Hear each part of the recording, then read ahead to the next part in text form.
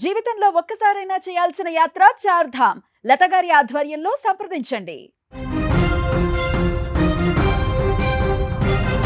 Micro finance scam కేసులో singer Mangli చుట్టూ ఉచ్చుబిగుస్తోంది. ఈ కేసులో మంగ్లీ ఆమె తమ్ముడి పైన పంజాగుట్ట పోలీసులు స్టేషన్లో ప్రముఖ అడ్వకేట్ సుబ్బారావు చీటింగ్ కేసు నమోదు చేయడం జరిగింది. దీంతో ఈ వ్యవహారం రోజుకొక మలుపు తిరగడంతో పాటు తెలంగాణలో సంచలనంగా మారింది. అయితే మైక్రో ఫైనాన్స్ స్కామ్ ఆరోపణల నేపథ్యంలో న్యాయవాది సుబ్బారావు ఫిర్యాదు చేయగా మంగ్లీ కూడా అతనిపైన కౌంటర్ కంప్లైంట్ ఇవ్వడంతో ఈ వివాదం మరింత ముదిరింది. ఈ వ్యవహారానికి తనకు ఎలాంటి సంబంధం లేదని ఇప్పటికే స్పష్టం చేసిన మంగ్లీ మరోసారి సోషల్ మీడియాలో వీడియో విడుదల చేసి క్లారిటీ ఇచ్చింది. మైక్రో ఫైనాన్స్ అనే పదమే తనకు తెలియదని పేర్కొంది.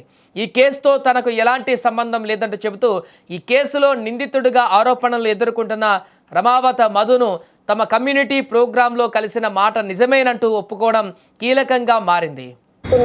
నా వల్ల కావట్లేదు, దయచేసి చెప్తున్నా, మీ అందరికీ చెప్తున్నా, వాస్తవాలు చూపించండి, ఎంక్వైరీ చేసుకోండి, ఇన్వెస్టిగేషన్ చేసుకోండి, ఎక్కడ ఏంటి అనేది. నాకు పాటలు తప్ప, పాటల ప్రపంచం తప్ప నాకు ఏమీ తెలీదు. ప్రజలారా ఎవ్వరు కూడా నమ్మకండి, దయచేసి.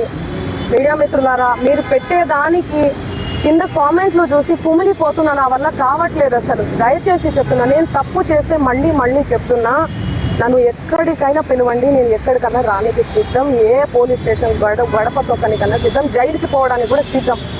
నాకు అసలు ఆ బాధితుడిని చూస్తుంటే ప్రాణం పోతే చాలా బాధ అనిపిస్తుంది. వాళ్ళు నా మీద అనిపిస్తున్నా కూడా మంగ్లీ అని చెప్పి, ఏమీ లేని మంగ్లీ అక్కడ, అసలు మంగ్లీకి సంబంధమే లేదు. వాళ్ళు చెప్తున్న బాధ అనిపిస్తుంది నాకు. ఎందుకంటే ఆ పేదరికం నుంచి నేను వచ్చాను, నాకు తెలుసు అది ఆ పెయిన్ ఎట్లుంటుంది అనేది. వాళ్ళ దగ్గర నుంచి వాళ్ళని ఏమనాలి అసలు నాకు అర్థం కావట్లేదు నోటితో. ఆ మధు నాయకు, ఆ హేమకాంత్ రెడ్డి, ఈ సుబ్బారావు, ఏంది అసలు ఈ గేమ్ అంతా ఏందో నాకు అసలు ఏమీ కూడా అర్థం కావట్లేదు. గత 30 రోజుల నుంచి నా ప్రోగ్రామ్స్, నాకు అన్నీ కూడా రికార్డింగ్స్ అన్నీ కూడా వదులుకోవడం జరుగుతుంది. నాకు అసలు దయచేసి చెప్తున్నా, చేతులు జోడించి చెప్తున్నా, నా తప్పు ఉంటే నన్ను ఏ శిక్ష విధించినా కూడా నేను పడడానికి నేను రెడీ. ఇదిలా ఉంటే మైక్రో ఫైనాన్స్ వ్యవహారంలో తాను కూడా ఒక బాధితురాలినేనని, డబ్బులు పెట్టి మోసపోయిన వారు ఉంటే వారికి న్యాయం జరగాలంటూ పోలీసులకు మంగ్లీ ఫిర్యాదు చేసింది. అయితే అకారణంగా తనపైన ఆరోపణలు చేసి బురద చల్లడం వల్ల తాను, తన కుటుంబ సభ్యులు మానసిక వేదన అనుభవిస్తున్నామని ఆవేదన వ్యక్తం చేసింది. రమావత్ మధుతో తనకు ఎలాంటి బంధుత్వం లేదని, చట్టం ముందు ఎవరూ మినహాయింపు కాదని, తప్పు చేసిన వారికి శిక్ష తప్పదని స్పష్టం చేసింది. మరోవైపు తనపైన దుష్ప్రచారం చేస్తున్నారని ఆరోపిస్తూ న్యాయవాది సుబ్బారావు పైన మంగ్లీ ఇటీవల ఫిర్యాదు కూడా చేసింది. ఇదిలా ఉంటే ఈ కేసులో పరారీలో ఉన్న మధు మాత్రం ఒక వీడియోను విడుదల చేశాడు. మధు విడుదల చేసిన వీడియోలో సింగర్ మంగ్లీకి ఈ కేసుతో ఎలాంటి సంబంధం లేదని స్పష్టం చేశారు. కంపెనీ నుంచి 20 కోట్లు హిమాకాంత్ రెడ్డి తీసుకున్నాడని మధు ఆరోపించాడు. అడ్వకేట్ సుబ్బారావు హిమాకాంత్ రెడ్డి స్నేహితులని, హిమాకాంత్ రెడ్డి నుంచి డబ్బులు ఇప్పిస్తానని సుబ్బారావు చెప్పారని మధు ఆ వీడియోలో పేర్కొన్నాడు. మీకు నేను నమ్మి ఈరోజు రోడ్డు మీద పడ్డాను. ఈరోజు కూడా మీరు బాగానే ఉన్నారు.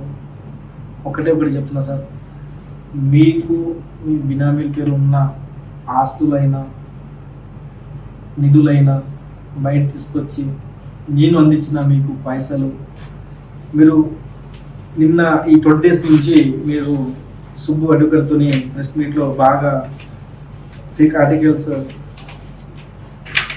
సోషల్ మీడియాలో వైరల్ చేయడం జరిగింది. 10 కోట్ల వరకు ఆ అకౌంట్లో కొట్టినట్టు చూపిస్తున్నారు. ఆ అకౌంట్లో మీరు కొట్టింది 4 కోట్ల వరకు వేసారు. మిగతా పైసలు మీ దగ్గర ఉన్నాయి. అట్లనే మీ బినామీల అకౌంట్లో మీ కూతురు పేరు మీద ఉన్న బృందశ్రీ ఇంజనీరింగ్ కోర్సులో వరం మీద ఉన్న నేను అలా కూడా 3 నుంచి 4 కోట్లు ట్రాన్స్ఫర్ చేయడం జరిగింది. అట్లనే మీ బినామీలు శైలేందర్ రెడ్డి, అట్లనే లక్ష్మయ్య అకౌంట్లో కూడా దాదాపుగా ఒక 5 నుంచి 7 కోట్ల వరకు నేను ట్రాన్స్ఫర్ చేయడం మనీ పంపించడం కూడా జరిగింది.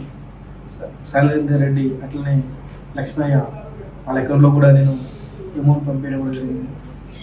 అట్లనే దాంతోపాటు క్యాష్ పరంగా కూడా అమౌంట్ ఇవ్వడం కూడా జరిగింది. లేకపోతే కొన్ని క్యాష్ కూడా ఇవ్వడం కూడా జరిగింది. నాకు ఇవ్వాల్సిన అమౌంట్ నాకు ఇచ్చేది సార్. ఇప్పుడే చాలా వరకు సఫర్ అవుతున్నాను. మా పబ్లిక్ నాకు మీరు ఇస్తే నేను మా పబ్లిక్ ఇచ్చి కొద్దిగా ఫ్రీ అవుతాను. మీరు నా పేరు చెప్పుకున్న వాడుకునే అమౌంట్ మీరు కూడా ఆ నిధులు ఏదైతే ఆస్తులు ఉన్నాయో బినామీ పేరు మీద ముందు తీసుకొచ్చి జనాలకి క్లియర్ చేయండి. నా దగ్గర మీరు సెలబ్రిటీ కాంటాక్ట్స్ వాళ్ళతో పాటు దిగిన ఫొటోస్ మీరు కలెక్ట్ చేసి మీ దగ్గర పెట్టుకోవడం జరిగింది. కానీ ఈ విధంగా మీరు తీసుకొస్తారని నేను అనుకోలేదు. వాళ్ళకు ఈ కేసులో లాగి వాళ్ళ దగ్గర నుంచి మీరు అమౌంట్ గుంజాలని, అమౌంట్ డబ్బులు వసూలు చేయాలని అనుకున్నారు అని నాకు తెలియదు. రైట్, ఇక మరోపక్క ఈ కేసులో పోలీసులు దర్యాప్తును ముమ్మరం చేస్తున్నారు. ఈ కేసులో ఎవరెవరికి సంబంధాలు ఉన్నాయి, ఈ కేసులో మంగ్లీ పాత్ర ఉందా లేదా అనేటువంటి కోణంలో కూడా దర్యాప్తు కొనసాగుతుంది. ఏదేమైనా ఈ కేసు కొలిక్కి రావాలంటే పరారీలో ఉన్నటువంటి మధు దొరకాలి. అందుకే అతని కోసం పోలీసులు ఇప్పుడు గాలిస్తున్నారు.